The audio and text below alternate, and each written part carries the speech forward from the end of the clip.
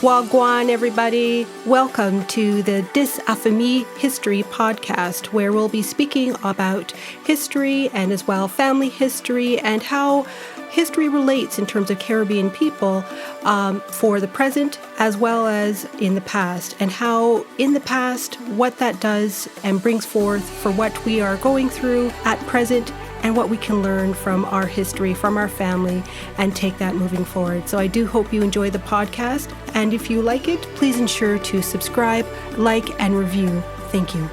In this episode, Wendy Arras will be joined with Dr.Audra Diptée, who is our Associate Professor, Africa and the Caribbean, Slavery, Race Relations at Carleton University.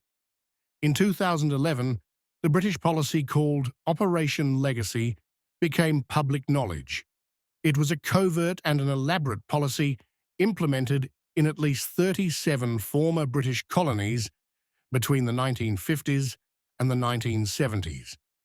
Its objective was to destroy colonial documents, clandestinely remove others back to Britain, and to even alter some documents that were left behind in those colonies which were on the verge of attaining political independence. It also involved developing a parallel filing system so that the incoming political leadership remained unaware that any documents were missing. We will be discussing the British policy called Operation Legacy and its impact in the Caribbean. So let's have a listen. So I just wanted to thank you so much, Professor Diptée, for coming on to the podcast, Dis Afimi History, to talk about Operation Legacy. So, and I'm looking really forward to having the discussion with you because this is so impactful in terms of researching, whether it's your family tree or just generally as to what that means for within the British Atlantic. I'll just have you just do a brief introduction of yourself.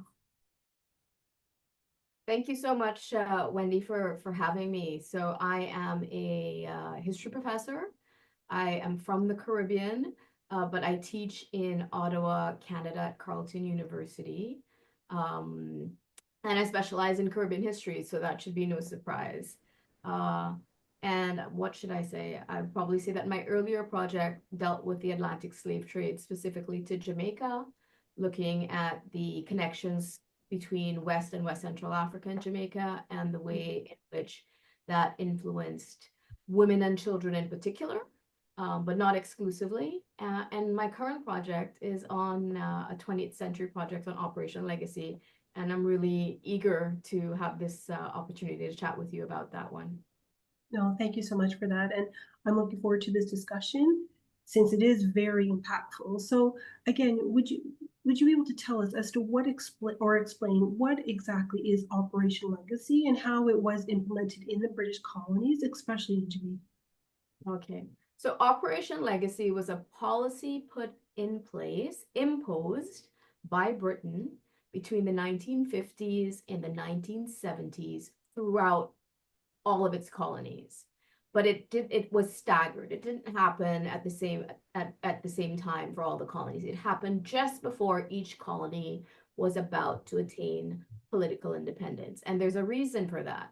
The motivation behind the point of the policy, the objective of the policy was to either remove or destroy, secretly remove, or destroy colonial documents just before each colony got independence. So in other words, when the new incoming government, which would be arguably the first Prime Minister of Jamaica, the first Prime Minister of Trinidad, the first Prime Minister of Barbados, whenever they were coming in power, they would be missing a significant number of files. But here's the ticker. They wouldn't know. They weren't supposed to know it was missing. It's not like they said, these are our documents, we're going to destroy it and remove it. They actually covered their tracks. They actually created documents that hid, like to mislead. They had a double filing system to mislead people. So they didn't know that documents were missing. And this was imposed throughout most colonies, if not all, between the 50s and 70s. But in the Caribbean in particular, of course, is what we're interested in. There's just one more thing I wanted to say, that even though it was started in 50s and 70s, that's when the term was coined, Operation Legacy. But the practice of destroying documents existed before that. So we know, for example, in India, they destroyed documents in the 1940s when India became independent, willy-nilly. But the difference is that they did not have a policy. So they made their mistakes, quote unquote, in India. They're like, oh, we just destroyed documents, we just burnt them. Now we need a policy in place, and we have these documents outlining what that policy is, and it was circulated from one corner of of the British, from one British colony to another. So we have it from Kenya and Ghana to, all the way to the Caribbean, et cetera, et cetera. I guess the stated reasons that the British government enacted Operation Legacy. Well, according to the documents that were circulated from colony to colony, and they were pretty standard, more or less, they had four listed reasons that was repeated over and over again. The first one was that any document that might embarrass Her Majesty's government, right? So there are essentially four criteria. And by the way, this is when they're choosing these documents, we're going to figure out what documents we don't want them to see, phase one. And phase two is then we figure out if we're going to burn them or sink them in the bottom of the Caribbean Ocean, or if we're going to take them away and hide them back in England, right? Those were the two options. So if they call this sifting the documents, right? That's the language they use. So when they were going through the process of sifting the documents, the criteria for the removal of documents was if it would embarrass Her Majesty's government, right? So embarrass the British government. 2, embarrass members of the police, the military force, public servants, etc., or their informants. If it would compromise intelligence sources. And 3, and this is where it's you have to read this this last one a little bit critically, where they said it could be used unethically by ministers in the successor government. So unethically, of course, is going to be determined by Britain, right? By the colonial office. So whatever they determined was unethical. So they were saying if these records could be used, quote unquote, unethically by the incoming government, then we have to remove it. Now, unethical could be morally unethical, or could it just be them behaving in a way that didn't, that was not aligned with British interests, economic interests. Like, who knows how they were going to define unethical. So those were the 4 that got listed over and over again. And like I said, they were either burnt, the permission was given burning was very, very labor intensive. And on these islands, you'd have lots of smoke and all of this. So the permission was given to drop them in, quote unquote, weighted crates in current free water if burning was going to be a problem. Yeah. That is really severe in terms of how they were really going to remove. Well, no, you're absolutely right. And I guess what this hints at is the degree to which they were thinking about, organized. This was not just some unplanned, they did all the unplanned stuff before. So by the time they got to Operation Legacy, they were like, okay, we're going to put a system in place. But I have to say, it wasn't always effective in executing the system, but this was the idea they had, what they wanted to do to get rid of these documents. Well, they really used a lot of their power to be able to do so. So, with this destruction of the documents and the removal, how did it affect Jamaica's ability to document their colonial history? Well, of the files that have been remaining, and I just want to maybe give a little bit of background to Operation Legacy. So we didn't know about Operation Legacy for years. The Britain was denying that there were any the files that they had taken, not the they denied. So I think it's about 2010, 2011, we finally learned about Operation Legacy. Right? So not that long ago. And so once we learned about it, we found out that they were hiding these documents in a secret archive in a place called Hanslope Park, which is a couple 100 kilometers, I think, north of London, perhaps. And so it came out because of a court case regarding some human rights abuses in Kenya. So once the government was forced to admit that they had these documents, it was at that point, and it took a couple years, 2 or 3 years, for them to put it in the National Archives in London. So it's in Kew Gardens in London right now. All these files are in Kew Gardens in London. So we now know there are about 1,000 files, just shy of 1,000 files for the region, for the Caribbean.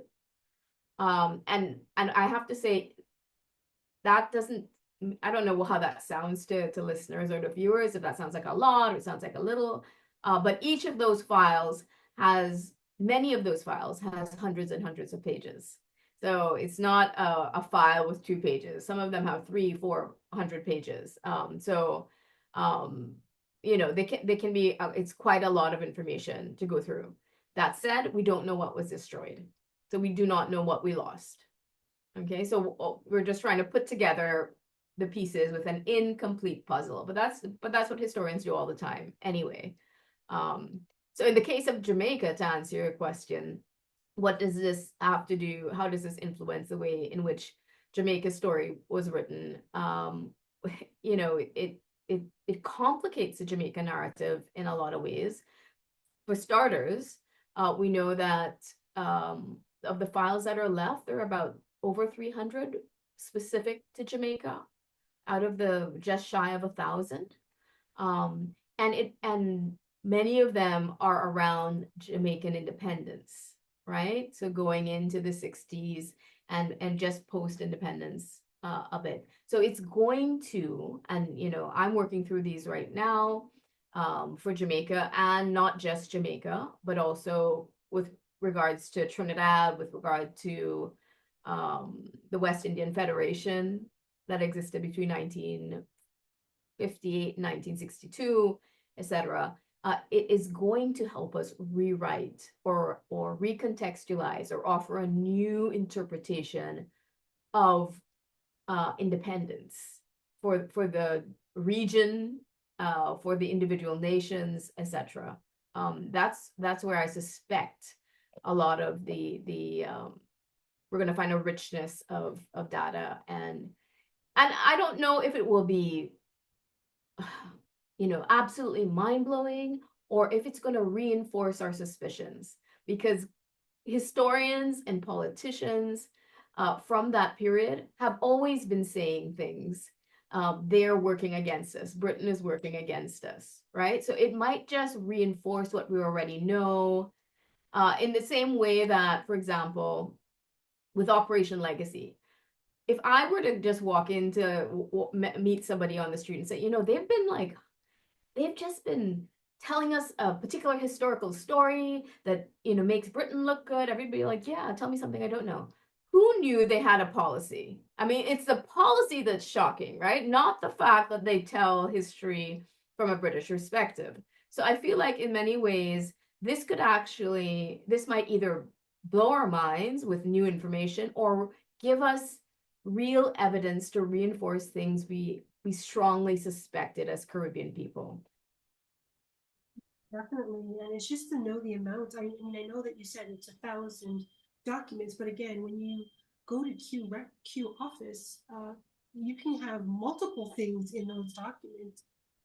You know, in terms of what could be taken or destroyed under that policy, which is it just has your mind going as to what could potentially be. So again, with that destruction, how would it, helped or shape the policies of post-independence for government policies in Jamaica? Would it have So, impacted it all? there's a very interesting quote that I found in one of the records, with specific reference to Jamaica. So just as they were imposing Operation Legacy, instructions came from the Colonial Office, and it said, sift, right? So in other words, go through, sift all the records to ensure that none are left, which should not be seen by the government of an independent Jamaica, right? So they made sure, like, go through these. We want to make sure that none are left that we don't want the government of an independent Jamaica to see. This is at the same point in time where, if you look at the media at this time, you have Princess Margaret in Jamaica coming down to Jamaica and saying, oh, we're going to remain friends in the post-independent period. We're going to be, and at the same time, more or less, they're saying, let's destroy as many of these documents as possible. When you line these two things up, one against the other, you juxtaposition them, you start to think, oh my gosh, this is, smiling on the one side with one face, and then having ulterior motives on the other, or having a plan behind the scene. So its impact on policies in particular, well, it's hard to say, but we do have some examples. If you think about, for example, one of the arguments I make, and as I work through these documents, it's linked to a larger project called Chained in Paradise, how history was used to change the future. And it looks specifically at the way in which power was used to influence the way in which Caribbean people understand their past and their present and their future, right? But if we think about Operation Legacy and its impact on post-independence, and we reflect on, for example, the 1972 election with Michael Manley, right? Michael Manley came in on a platform of democratic socialism. One of the arguments I make in my book, Chained in Paradise, is that while Caribbean people got political independence, the goal was never by Britain to give them sovereignty, meaning we will give you all the symbols of independence, right? And I'm focusing on Britain here, but the US is also implicated, right? So we will give you all the symbols of independence. We will tell you that you are politically independent. You will have elections. You will do all those things. But we do not want that power dynamic between Britain and the Caribbean to change. So this is where we go from colonialism to what they call neo-colonialism. In other words, we're going to keep the same power dynamic. So we've made a change officially. You are politically independent, but you are not sovereign. You still have to dance for us, and your economies still have to serve our interests, right? And so the best example of this is, I think, and not the best, but a really good example is Michael Manley and his attempts at democratic socialism, in which it was severely undermined by the US with the support of Britain. So, and the reasons behind it failing was because they wouldn't support. This was an independent nation, but it did not have the the sovereignty, and so Michael Manley was undermined each step of the way by the World Bank, the IMF, and all these institutions are controlled by who, right? So, not by Jamaicans, so, or people in the Caribbean. So to answer your question, I would say, how did Operation Legacy impact post-independence governance policies? I think Michael Manley didn't need to know about Operation Legacy, quite frankly, because he already knew it. What this tells us, though, is that now, as we go through these documents, we will have the kind of evidence to tell us what we strongly suspected. You know what I mean? It will give us real data around what we strongly suspected. It might reinforce. And like I said, as I go through these documents, I will not be surprised if I find things that surprise me, but I'm really certain it's going to reinforce things that we intuitively know, but have been denied access to that data. Yeah. Yeah, well, I mean, anytime you're trying to hide something, it definitely is trying to imply. And I know for myself, I've, come across records that I never thought I would ever see in the archives, but it's just I can only imagine what was actually then destroyed. Because I mean, if what I've seen is just, so impactful, the others must be even more so. And to kind of, not have that. And as you said, it was more or less a surface level government, so to speak, in terms of their independence. So legacy kind of impacted the broader understanding of British colonial rule in the Caribbean. Yeah. So, in the Caribbean, we've done a good job in recent decades. I want to give Jack his jacket, right? Mhm. We've done a good job of trying to make Caribbean people aware. When and there was an earlier generation in the 1950s and maybe even in the 1960s. Sorry about that. Yeah. In the 1950s and maybe even in the 1960s that were based in the Caribbean, but were taught British history, right? They knew British history, British geography, etc., but not, and so we've done a good job of making sure that young people have Caribbean centered perspectives, assuming they do history. So, that is great. That's important. That said, we're facing another kind of challenge, in my opinion.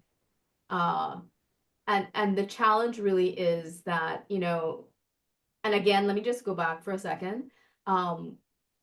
During the 60s and the 50s and in the 40s, even 1940s, Caribbean people, our activists, our artists, our politicians, our intellectuals, were always arguing for a Caribbean perspective. We need to have Caribbean art. We need to have things that reflect our experiences, Yes. right? So so that we can understand the world from our positionality.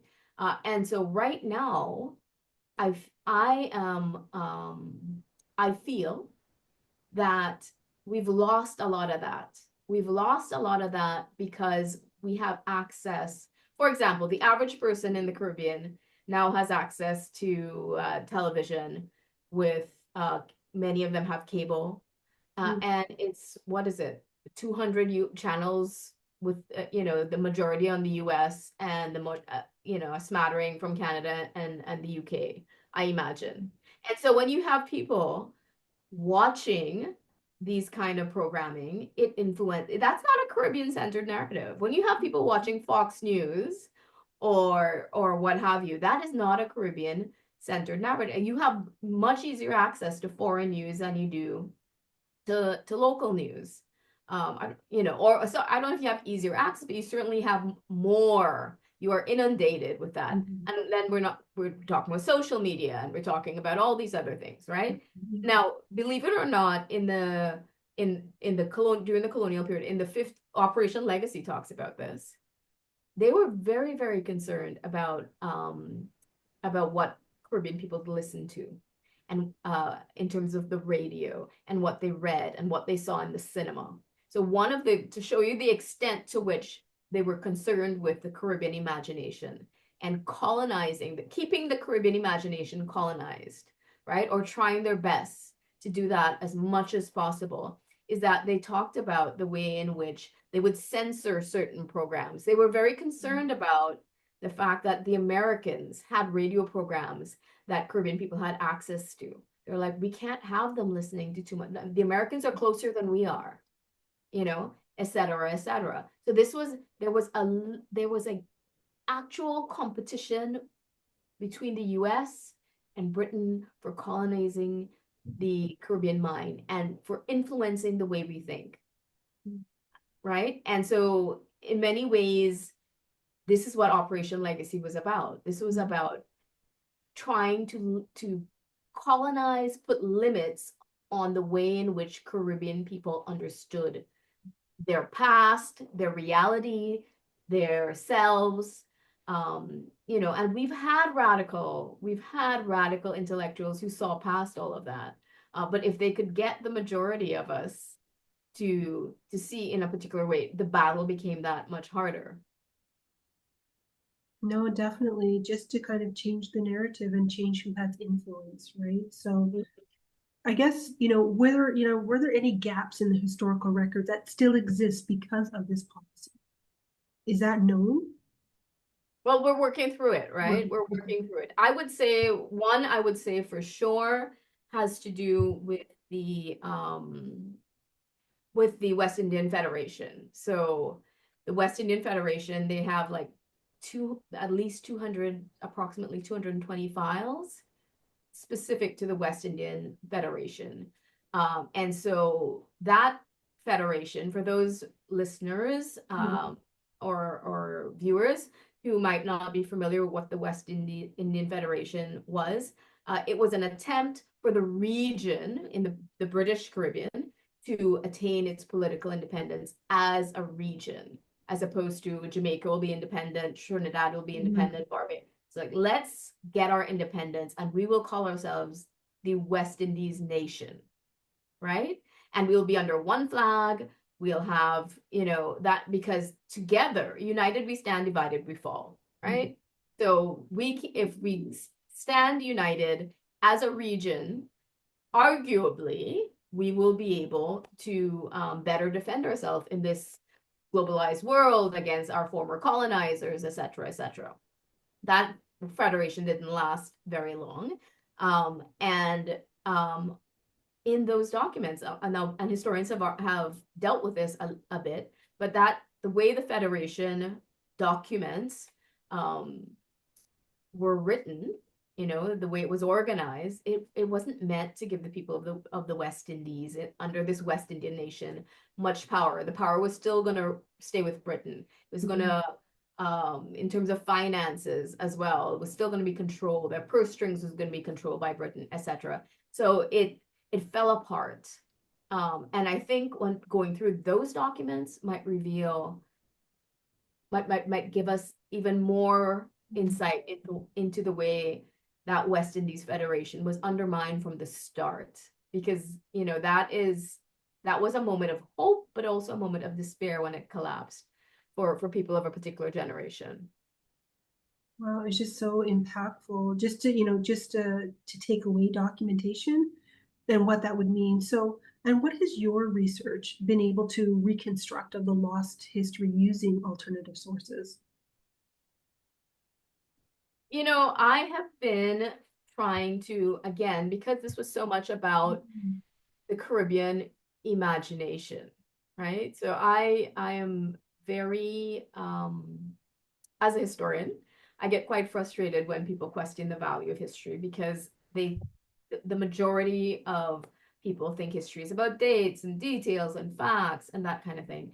And that is not what it's about, right? Those are necessary. It's necessary data that we have to use, but history is about interpreting the past, right? And so, as we see with Operation Legacy, or as I intend to argue in my book, Chained in Paradise, with Operation Legacy, this was an attempt to colonize, to limit, to keep Caribbean people, or to keep people throughout in all British colonies unaware of what Britain was really doing to them, to keep them miseducated. To quote C.L.R. James, it was to miseducate people in the region. That was the goal. It wasn't to educate, it was to miseducate.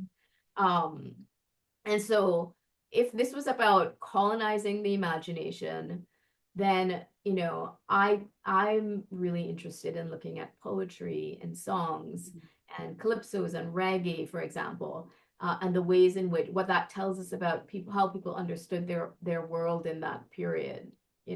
that I have a former student of mine who did a website. I'll give it a shout out. It's Steve Talbot, and he worked on Michael Manley, the 1972 election, and he looked at the power of reggae during that election and what that said, and how Max Romeo who was called himself a declared Manleyite, and so the way in which he used reggae to support Manley, to persuade, but he also used it to critique Manley.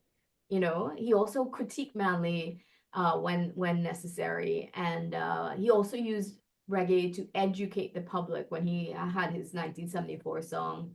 I think it's called "Socialism Is Love." To let people know that this is what Manley's trying to do. Let me give you an alternative narrative to what socialism is, because 1972, this is also during the Cold War. So socialism is taboo in a big way. So he's articulating ideas to Caribbean people in a way that to Jamaican people in a way that Jamaicans could understand, using a vocabulary and a genre that is comprehensible to everyday Jamaicans so that they can be easily persuaded. And so it is, for me, it would be looking through art forms, for example, but and that's one way. And then of course we there are other more traditional ways. You have to go look at sources in the US, CIA sources, etc. For example, that will help reveal fill in some of the blanks for us. Yeah, no, definitely. And do you as well have your own website where you have some of these documentations on for people to view? So I've launched a website, but it's a work in progress. If viewers or listeners would like to know more about what I'm finding, I do have a newsletter, and where I do sneak peeks, which would be they might be interested in knowing about, and it's at chainedinparadise.com, chainedinparadise.com, and and I give out little tidbits on what I found and that kind of thing. Yeah. So. Oh, that's perfect. I'll put that in the show notes. So if anyone wants to click on that, they can be able to look and be able to find that information. So with Operation Legacy, what did it reveal really about Britain's efforts to manage its image as a colonial power? I read a really interesting quote somewhere, and I don't recall where I read it, but I repeat this quote all the time. And it went something like this: anybody that's in doubt of the utility of history or its usefulness, they just need to ask themselves why, whenever a dictator comes into power, the first thing they do is they rewrite the history books. Yeah. Right? And so this is what this was an attempt to prevent Caribbean people from rewriting a history that made sense of their world. Yes. In a way that made sense of their world to them. Right? Where they were the actors, they were the agents in their own story, where they were looking out instead of taking that British perspective. They were recognizing their injustices. They had, they could rewrite that narrative. And so that's what this is about. In many ways. And that was the great concern of Britain. It was, and also it was not just about this fight over the past, just because, oh my gosh, we're really concerned that they're going to think we were horrible in the past. This was also because there is a link between how we understand the past and how we perceive our present and how we imagine our future. So if people of the Caribbean believe that Britain saved them and civilized them, then they're going to always go to Britain and say, hey, can you help us solve our problems? You're more developed than we are. You're more advanced than we are, without understanding that there is a power dynamic, and that Britain, and even I have to say it, the United States, they are serving their own interests. The way in which Caribbean colonies were organized, Hilary Beckles says it, Eric Williams in Capitalism and Slavery, 1944, says it in his book, that these colonies were organized to enrich the colonizer economically, right? Of course, there was slavery and exploitation, but all of that was for a reason. And the reason was to take as much, to leave nothing in the region, and to take as much out and send it back to Britain. And so the goal during the period of, we're going to call it political independence, or we can call it during the period of neocolonialism, the goal during that period was to make sure that Britain could still extract, these foreign powers could still extract as much power as possible, as much resources as possible. The easiest way to do that, though, is to convince people from the region that that no harm is being done, and they are really there to help. They're really here to help. They're here to save Caribbean people from themselves. Yes, the savior, the savior. Should the British government take responsibility for the loss of these historical records in Jamaica and of course in the Caribbean due to Operation Legacy? Well, yeah, and they would argue that they have, because they've revealed, the documents are now in the archive. Technically, anyone can access them. The problem, of course, is if you're a historian and you're from the Caribbean, you have to get to England, right? And that's expensive. Accessing them is not that easy. I think there's a limit of about 14 documents per day. You have to order them a week in advance. It takes a lot of planning. You're going to have to be there for a while. These documents are several hundred pages long, many of them. So although they are accessible, they're not really accessible. You cannot practically access them if you're from the region. Even myself, I'm from Canada. I have to think twice about how I'm going to get to them. So they would say that they do take responsibility, I'm sure. I don't know, I can't recall if they formally apologized, but they have acknowledged that these documents that these documents were hidden. But I don't know how other people feel, but they only did so when they were forced to. Right? They only did so when they were denying it up until the last minute. So, take that for what it's worth. No, definitely. And then of course, how can Jamaica and these other colonies, address the gaps in their historical narratives caused by Operation Legacy? So here's one of my frustrations with Caribbean history right now. Operation Legacy deals largely with the 20th century, right? Yeah. Now we have as somebody who specialized in slavery, when I was, and spent a good part of my career working on the Atlantic slave trade, and I understand it, and it is horrific, and it is a, really significant part of the Caribbean past. My frustration with Caribbean history is that while we talk about slavery so much, there have been a series of other injustices. I'm laughing, but it's not, I'm laughing and, but there have been a series of other injustices that have taken place after that we don't think about, that, and historians know about them, but the general public. And so those things don't get the kind of attention. Like, there are injustices that are more recent that also need to be, that remind us, that show us, that reinforce that this power dynamic still exists, that we are still, and so for me, the real reason why, or one of the many reasons that I'm very interested in Operation Legacy is because I'm interested in uncovering or emphasizing or better understanding the kinds of injustices that took place after, the 18th and 19th centuries. I really do want to understand that, the way in which they undermined our sovereignty, our right to be politically independent and take care of our own people, et cetera, et cetera. Those are things that, also deserve attention, and help, and also do a large part to explain some of the problems we have today in the region. Yeah, definitely. And then I guess that would be then part of the lessons. What can be learned from Operation Legacy about the importance of preserving historical records during times of political transition? Absolutely, absolutely.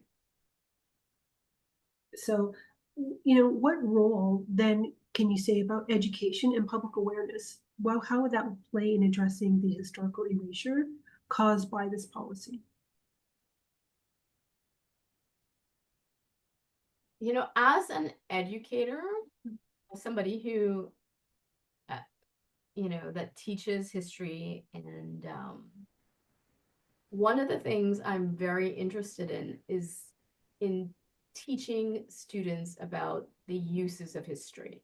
Like, so I'm much less interested in teaching students about, they need to know this stuff. They need to understand when certain things happen. When did Christopher Columbus come? He came before the slaves were emancipated in 1838. That kind of thing. We need them to understand certain things, and chronology and methodologies, and that kind of thing.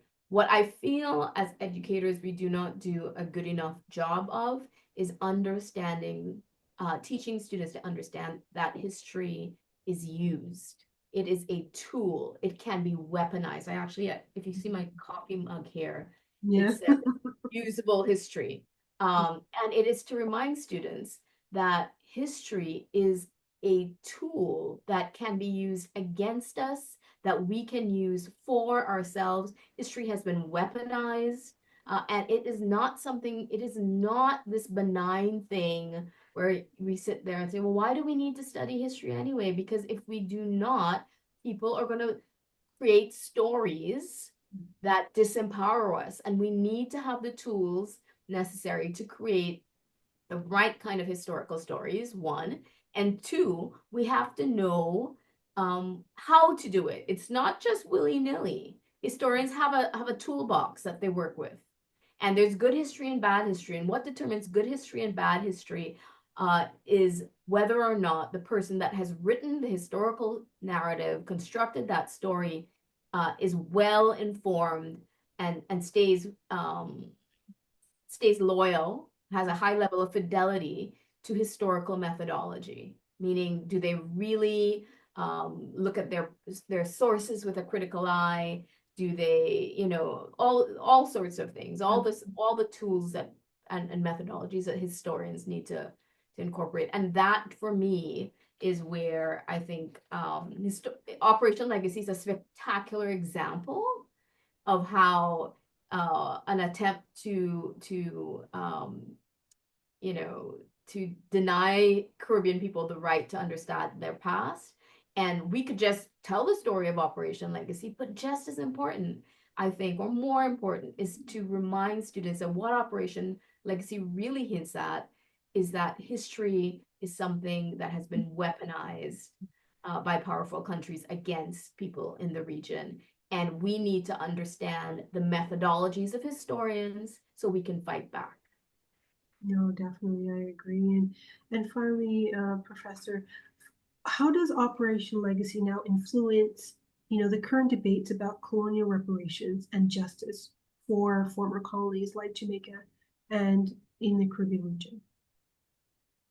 I would say it expands the argument around reparations, because again, it makes us aware, and I'm sure all the people that are doing good work on reparations are aware of this, but it allows us to expand that and to show the degrees to which injustices were committed way up until the 20th century, and even now, right? We're, other future historians can be writing about what happened now. So that, to me, is the real key here about the way in which it's going to affect reparations. It's going to say this was, yes, human rights abuses were committed and crimes against humanity were committed and all of those things, but the systematic attempt to underdevelop, to use Walter Rodney's terms, the region continued And, so reparations was not just for the colonial period. They worked hard to make sure that this continued well into the national period, well into the neo-colonial period. So, there are what Operation Legacy does, and I argue this, and I intend to argue this, or I'm working through these ideas in the book Chained in Paradise, is it leaves us with three things. The first is that power influences history and how we remember the past. The people with power can influence our ideas of the past. And when they influence how we imagine the past, they influence how we understand the present and how we imagine the future. That means they have the capacity to limit, to colonize our minds, to colonize our present, to colonize our future, if they set parameters around how we understand our world. The more optimistic side of that, which I'll also be addressing in the book, is that people from the Caribbean have used history as a tool to fight back, right? So point one, history was weaponized. Point two, people from the region always understood that history was a tool for social justice. None of them from the anti-colonials ever thought, oh my God, what am I going to do with history? They are turning in their graves every time they hear somebody from the Caribbean say something like that. They were historians, and they understood we need access to our documents to write our own stories, to fight back. They have used history against us. We need to write histories that will prove, that will demonstrate that we have been subject to high levels of injustice. And they also understand, and this is the third point, is that ideas of the past influence our future. And so, we have an obligation to fight for the right narratives, right Caribbean-centered narratives. And we're not always going to agree with them, all Caribbean people, but that's the beauty of it. Like, we get to participate in debates which bring her arguably to a better understanding, better historical interpretations that will hopefully lead us to higher ground. No, thank you so much, Professor Diptée, for coming on to the podcast and speaking about Operation Legacy, because it is extremely important and very vital, just as you indicated. Because I mean, what is the past definitely shapes our future for sure. So again, thank you so much. Well, thank you for having me. It was a real pleasure. Hoped you enjoyed this episode, and if you did, please make sure to like, follow, subscribe, and write a review for the episode wherever you listen to your podcasts. Thank you.